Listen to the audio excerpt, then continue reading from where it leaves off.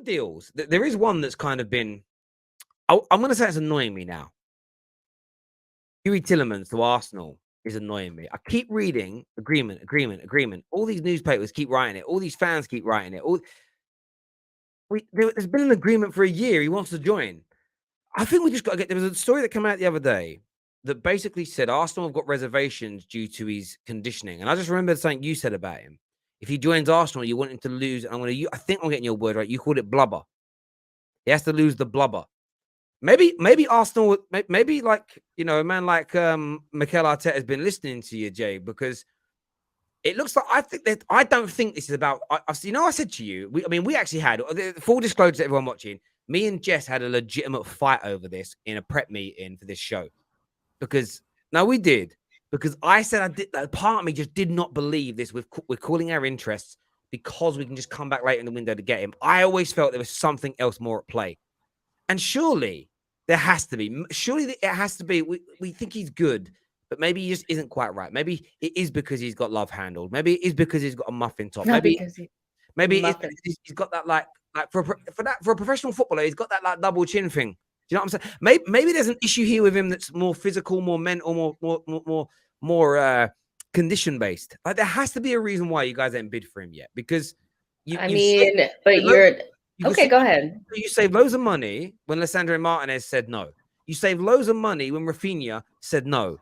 So you just going and you dropped the signing. What you guys said to us is you dropped Tielemans. Let me rephrase. You called on Tielemans to get those players. You didn't get those players. So go buy Tielemans. For me, I don't think this deal's. I'm going to say it. I don't think this deal's happening. I think that deal's dead. I think it's dead. So you ignore the other reports that are just saying that we just want to make sure that Leicester can only ask us for a small amount. Leicester want 40 million for him. That's where they started. Nobody's going to buy Tielemans for 40 million at the beginning of the window. Let them sit there for a while, let them sweat it, and then come back, a little bit later. I do still think we have a bloated squad. A lot of people came back. So Arsenal are trying to, sell some players, move them on. But ultimately, like either we don't get him because, maybe we weren't really that interested in him or we had another option or whatever, or maybe Vieira changed things. But personally, I do think that like if Leicester think that we're going to spend 40 million on him with 1 year left, you're smoking. And so I think Edu could have played this really, really well.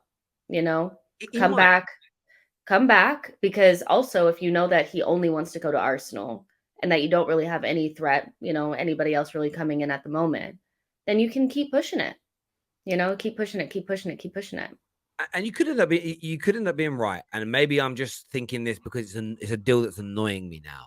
And I don't even know why it's annoying me because it doesn't really impact my team.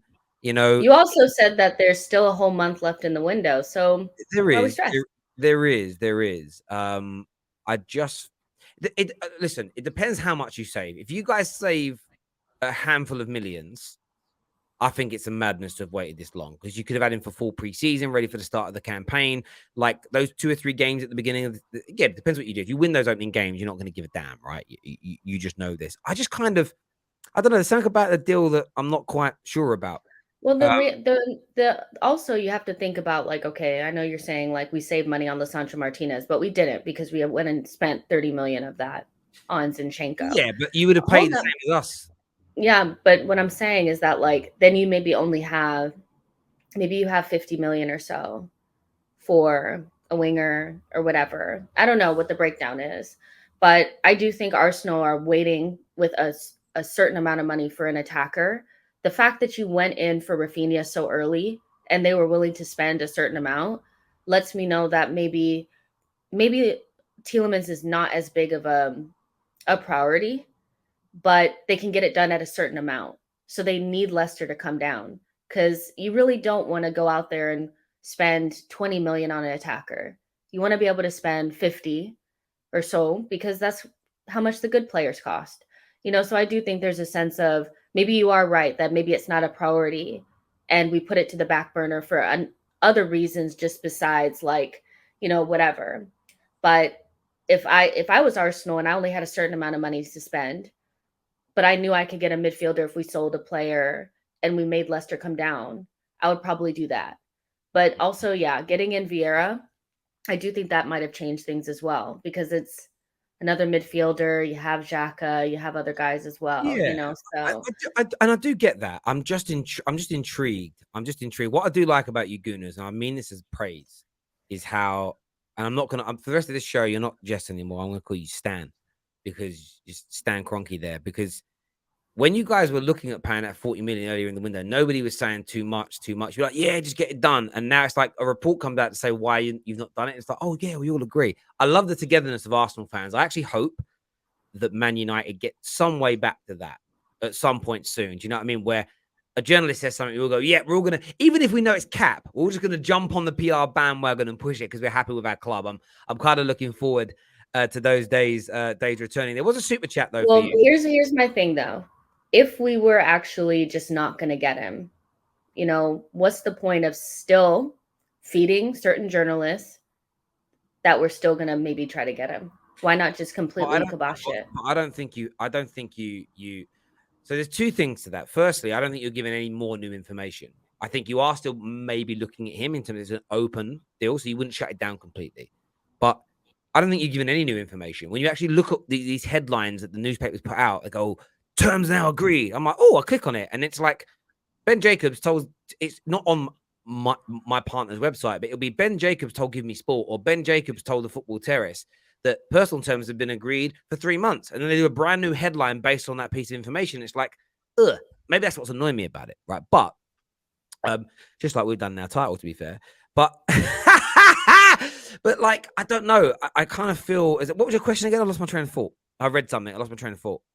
But oh, why would they do that? Yeah, I don't think they are doing it. I think people are just reiterating what they already Because when know. we're not interested in somebody and we know we're not going to go after that position, usually it comes out. Yeah, no, I get that. There's a super chat for you that says, Jess, how would you rate Arsenal's window so far? Maybe like a 6, maybe a 7. I'll say a 6.5, 7. So far, so good. Striker target looking good. Zinchenko comes in. Like that signing. Love the Fabio Vieira signing. There's still a lot of dead wood. That's definitely something that worries me a little bit. The lack of being able to sell. I get the players are not very good, but still. And we need another midfielder and we need that attacker. And I look at the play, like there's just no noise around the attacker, and it's making me a little bit anxious more than anything because we know that the attacking, like the market's not great. Manchester United are going to spend 60 million or so on Anthony. Mm. It's just, I mean, Rafinha going for 60 something million. So it's not great. And when I see like, oh, you're linked to Bowen, great, but they're not going to sell him. So who are we going to go after? And we literally cannot be going into this next season with what we got in attacking positions. It's great.